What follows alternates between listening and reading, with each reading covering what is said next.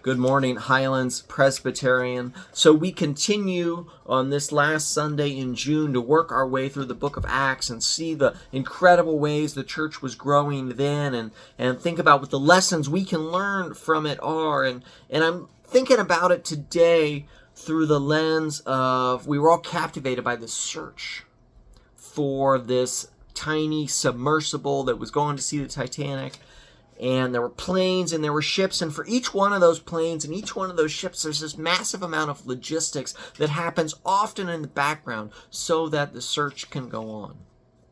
There's maintenance and there's supplies, and somebody's monitoring the weather and somebody's monitoring all the other traffic around to keep things safe. And there's all these other things that go on so that the search can progress. And without that background logistics happening, the search may falter and people may not get saved. So logistics matter.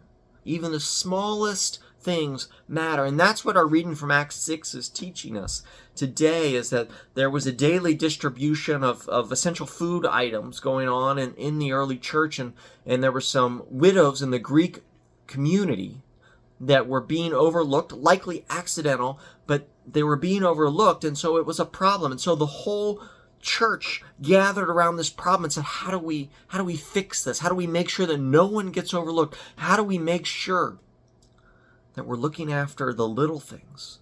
Because all the little things matter, and that God is at work in these, and this is part of the reason the church is growing. And so they form this group of people particularly gifted and assigned to this task, and then the whole church gathers around them and they pray for them and they lay hands on them and they treat it like it matters of eternal importance, because it does.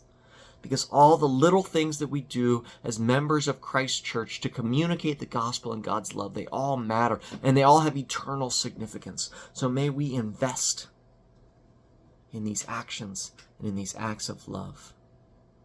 With every card and every call and every moment spent listening, it has eternal significance, and may we treat it, may we treat one another as such.